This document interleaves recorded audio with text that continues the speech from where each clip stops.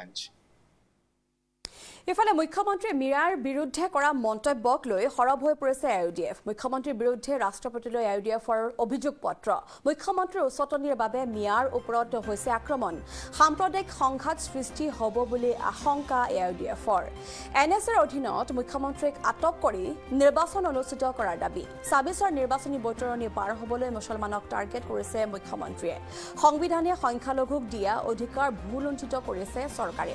সংবিধান উলংঘা কৰা মুখ্যমন্ত্ৰীক অপসাৰণ কৰাৰ দাবী IUDFৰ। অসমীয়া জাতি গঠনৰ বাবে মিয়া বা পমুৱাসকলে কাম কৰি আছে। একলা চলো নীতিৰে নিৰ্বাচনী বৈতৰণি পাৰ কৰিব IUDFে।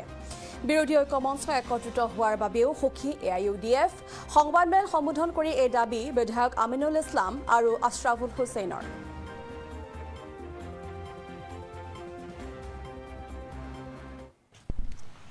সাংবাদিক বন্ধুসকল, আজি আমি এটা অতি গুৰুত্বপূৰ্ণ বিষয়ত আপোনালোকৰ জৰিয়তে আমি অসমবাসী ৰাইজক কিছু কথা জনাব বিচাৰিছোঁ।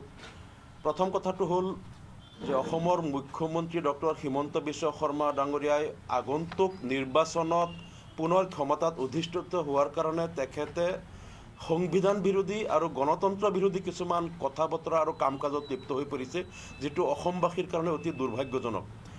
তেখেতে যিবিলাক প্ৰৰোচনামূলক মন্তব্য কৰি আছে আৰু এইটো লৈ ৰাষ্ট্ৰীয় পৰ্যায়তো চৰ্চা হৈছে যে তেখেতে কৈছিলে ৰিক্সাৱালাৰ ভাড়া ৫ টকা হ'লে মিয়া ৰিক্সাৱালাৰ আপোনালোকে ৪ টকা দিয়ক আৰু আপোনালোকে তেওঁলোকক জ্বলাই থাকক, অত্যাচাৰ কৰি থাকক, যাতে তেওঁলোকে অসমৰ পৰা গুচি যায়, অসমৰ পৰা এনেকৈয়ে খেদিব লাগিব। এটা জনগোষ্ঠীক, যি অসমৰ প্ৰায় ১/৩ জনগোষ্ঠী আমাৰ যি মিয়া মুছলমান জনগোষ্ঠী কোৱা হয়, এই জনগোষ্ঠীৰ লোকক এনেকৈয়ে অসমৰ পৰা খেদাৰ যিটো হিটলাৰী কায়দাৰে মুখ্যমন্ত্ৰীয়ে যি অগণতান্ত্ৰিক কাৰ্যকলাপ আৰম্ভ কৰিছে, এই বিষয়টোত আমি ইতিমধ্যেই এই বিষয়টোলৈ আমি প্ৰতিবাদ সাব্যস্ত কৰিছোঁ আৰু আজি আমি ভাৰতৰ মাননীয় ৰাষ্ট্ৰপতি মহোদয়লৈ আমি এইটো ৰাষ্ট্ৰপতিৰ হস্তক্ষেপ বিচাৰি আমাৰ দলৰ ফালৰ পৰা আজি আমি এটা স্মাৰক পত্ৰ প্ৰেৰণ কৰিছোঁ। কাৰণ মুখ্যমন্ত্ৰী এখন ৰাজ্যৰ সাংবিধানিক মুৰব্বী হৈ যদি নিজে ইয়াত সংঘাত সৃষ্টি কৰিবলৈ উঠি পৰি লাগে, তেনেহ'লে ৰাজ্যখনৰ শান্তি শৃংখলা কোনে ৰক্ষা কৰিব?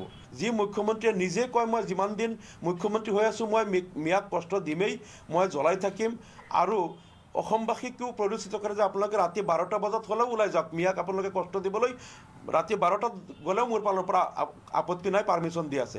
কেৱল আৰু কেৱল ২০২৬ চনৰ নিৰ্বাচনৰ বৈতৰণি পাৰ হ'বলৈ মুছলমানসকলক টাৰ্গেট কৰি লোৱা হৈছে আৰু বিভিন্ন কাৰ্যক্ষেত্ৰৰ জৰিয়তে বিগত ৫টা বছৰে মুছলমানসকলক যি ধৰণৰ অত্যাচাৰ কৰিছে সেইবিলাক বখানি, সেইবিলাক কৈ তেখেতসকলে ভোট আদায় কৰিব বিচাৰিছে। আৰু অতি শেহতীয়াভাৱে শ্ৰমিকসকলৰ পৰা টকা কাঢ়ি খোৱালৈকে যি নিম্ন পৰ্যায়ৰ মন্তব্য মুখ্যমন্ত্ৰী ডাঙৰীয়াই কৰিছে, আমি তীব্ৰ ভাষাৰে নিন্দা কৰিছোঁ। আমি ঘৃণা কৰোঁ তেওঁৰ এই মন্তব্যক। তেওঁৰ এই মন্তব্য গণতন্ত্ৰৰ পৰিপন্থী, যাৰ কাৰণে এই মন্তব্যৰ কাৰণে তেখেতে ক্ষমা খোজা উচিত। আজি আমি IUDF দলে এই সমগ্ৰ বিষয়সমূহক লৈ ভাৰতৰ মহামহিম ৰাষ্ট্ৰপতি মহোদয়ালৈ আমি পত্ৰ প্ৰেৰণ কৰিম। আজি IUDF দলৰ ২০ বছৰীয়া ৰাজনৈতিক পৰিক্ৰমাত আমি মাত্ৰ এবাৰৰ বাবে এটা মহাজোঁটত আছিলোঁ বা এটা জোঁটত আছিলোঁ। এইবেলি আমি কোনো জোঁটৰ লগত অংশগ্ৰহণত নাই। আমি একলা চলো নীতিত বিশ্বাসী, বিগত সময়তো আছিলোঁ, আজিও আছোঁ।